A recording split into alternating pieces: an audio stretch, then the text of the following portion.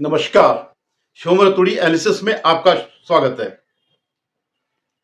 वक्फ bill के आने के बाद, संशोधन होने के बाद और एक्ट बनने के बाद देश में जो है कई जगहों पर आंदोलन हो रहे हैं।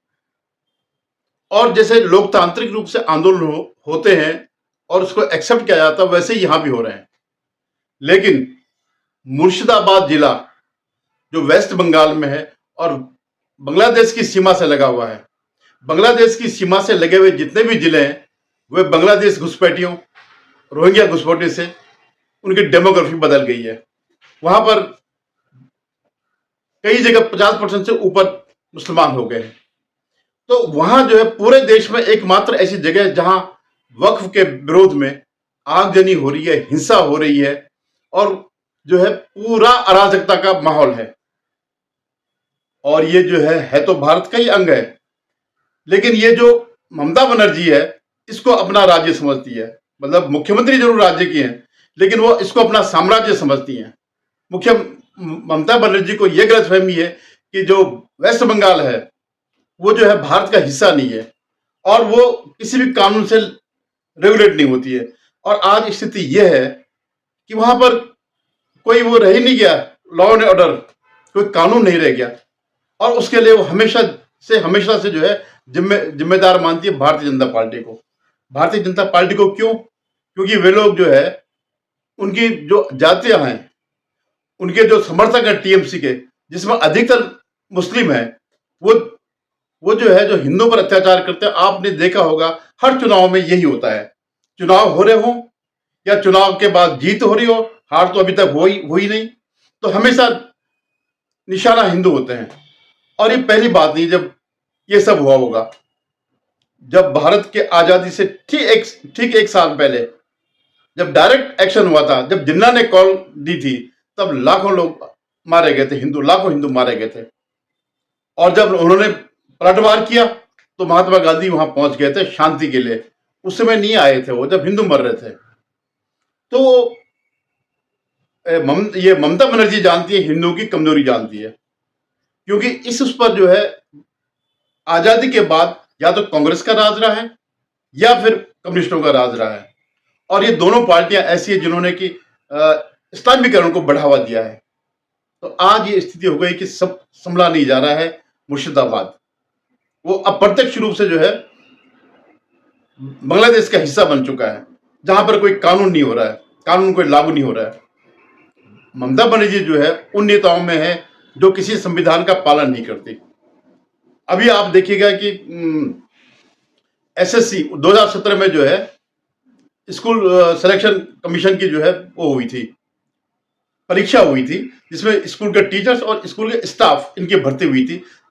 26-27 हजार लोगों की भर्ती हुई थी, जिसमें कि बड़ी अनियमितता पाई गई थी।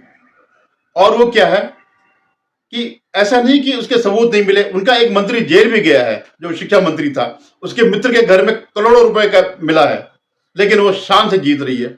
उसके बावजूद शान से जीत रही, हर चुनाव में जीत रही, लोकसभा हो या स्थानीय चुनाव हो, क्योंकि उसके पास अराजक वोट बैंक है। और जो वहां के जो अपने को बुद्धिजीवी समझते हैं,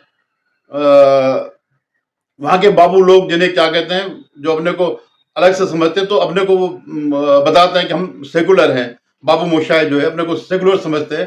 तो उनके लिए भी जो है इस चीज का विरोध करना गलत है। वो इस बात को पचा नहीं पाते हैं कि ममता बनर्जी गलत कर रही। तो आज वेस्ट बंगाल में, मुर्शिदाबाद में स्थिति बड़ी उस स्थिति पर पहुंच गई जहां पर एक्शन लेना बहुत जरूरी है, लेकिन सरकार नहीं ले रही। केंद्र सरकार वहां राष्ट्रपति शासन नहीं लगा सकती, क्योंकि उसके पीछे कारण भी है। क्योंकि हमारे पास तो एक सुप्रीम कोर्ट है, जिसे सिर्फ तभी अपने वो याद आते हैं, तभी जो है संविधान याद आता है जब सरकार उस पर कोई एक्शन लेती है। वो अपने को सरकार से ऊपर समझती है। अभी आप देखिएगा सुप्रीम कोर्ट ने जो है इसके जो है जो ये एसएससी का रिजल्ट था उसको नल एंड वाइड कर दिया। 8-9 साल से वो लोग काम कर रहे थे, ठीक है, लेकिन उसकी जांच जो सीबीआई से जांच हो रही थी वो रोक दिया। क्यों भाई? अगर गलत है तो जांच क्यों रोकी गई? आप कुछ भी टेक्निकल बता दो साहब, ये है वो है, राज्य सरकार की इसमें कंसर्न नहीं था और ये था वो था, तो फिर ये न्याय कहां से मिलेगा? ये भ्रष्टाचार जो हुआ उसकी वो कैसे निकलेगी, उसके पर्दे कैसे खुलेगी, वो जनता के सामने कैसे आएगा। इस तरह की जो तुष्टीकरण की नीति है, चाहे वो ममता हो या कोर्ट हो, ये देश को बर्बादी की तरफ ले जा रही है। तो आजकल में जो है, मतलब वहां कानून व्यवस्था जैसे नाम की कोई चीज ही नहीं है। उसके पास एक बहाना है ममता बनर्जी के पास कि ये बीजेपी करवा रही, बीजेपी सांप्रदायिकता पढ़ा रही, हम वक्फ कानून को लागू नहीं करेंगे। तो मत करो, वो तो केंद्रीय कानून तो बन गया, तो क्या उसके नाम पर हिंसा होगी? क्या जो सरकार के बने हुए कानून वो चलेंगे नहीं क्या वेस्ट बंगाल में? और उसके लिए आप ये दंगा भड़का रही है, क्योंकि उसकी नजर फिर अगले चुनाव में है, जब भी आएंगे चुनाव। तो ममता बनर्जी का सिर्फ इतना ही है कि किसी भी तरह उन लोगों को उनका तुष्टीकरण करना, और एक दिन जो है ममता बनर्जी को यह तुष्टीकरण डुबा देगा, ये अराजकता डुबा देगी। कब तक लोग सहन करेंगे? जिस ढंग से ये वहां पे चल रहा है, जिस तरह से आगजनी चल रही है, जिस तरह से लोगों को मारा जा रहा है, और मजेदार बात यह कि पुलिस पिट रही है, उनके कर्मी ऐसे हैं पुलिस के जो आज उनको पिटना पड़ रहा है, क्योंकि कभी तुमने उनका सामना ही नहीं किया। तुमने जब भी पीटे तो हिंदुओं को पीटा, कभी इन अराजक बांग्लादेशियों को, रोहिंग्याओं को, और स्थानीय जो लोग हैं, कौन है ये लोग? ये वही तो है ना जिन्होंने अलग पाकिस्तान मांगा था और गए नहीं, वहीं बैठे हैं। बाकी उन्होंने अपने भाई बंद बुला लिए, बांग्लादेशी बुला लिए। तो स्थिति बड़ी चिंताजनक है। मुर्शिदाबाद जो है एक नासुर बन गया है, इवन पूरा बंगाली बन गया, एक कैंसर बन गया। इसकी चीर फाड़ होनी बहुत जरूरी है। आप देखिए पूरे देश में कहीं ऐसी हिंसा नहीं हो रही है, और खासकर जैसे कि सीए के टाइम पे हुआ था, तो उस समय काफी उन्होंने प्रयास किया था, लेकिन उसके बाद योगी जी का जब मॉडल आया तो फिर वो हिंसा रुक गई। आज जो है वक्फ में बयान भले ही आप कुछ भी दे दें कि हम ये करेंगे वो करेंगे, लेकिन तोड़ फोड़ होना नामुमकिन है। और अगर आपने तोड़ फोड़ किया तो उसके लिए तैयार भी रहिए, उसकी सजा के लिए, उसको उसके परिणाम भुगतने के लिए भी तैयार रहेगा। आप देखिएगा अभी 2-4 दिन में क्या स्थिति बनती है।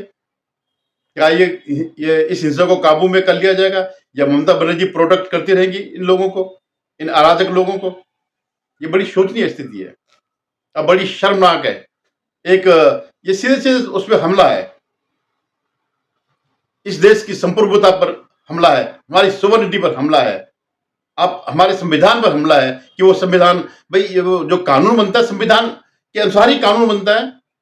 तो संसद ही के पास अधिकार है कानून बनाने के, और जिस कानून की वो बात कर रहे 2013 वाला, वो भी संसद नहीं बनाया, वो कोई संविधान के अंदर तो नहीं था, वो भी इसी संसद ने बनाया। उससे पहले 1995 का जो 1995 का कानून था ये वक्फ वाला, वो भी इसी से बना। तो सब लोग जरा समझ जाइएगा ये लोग कि क्या इस ढंग से विपक्ष के लोग कर रहे हैं, और खासकर ममता बनर्जी और नीचे जो है ये स्टालिन, ये लोग क्या कर रहे हैं। तो धन्यवाद। आपसे मेरा निवेदन, आप मेरे इस चैनल को सब्सक्राइब करिएगा, शेयर कीजिएगा, और अपनी अपनी राय जरूर व्यक्त करें। धन्यवाद।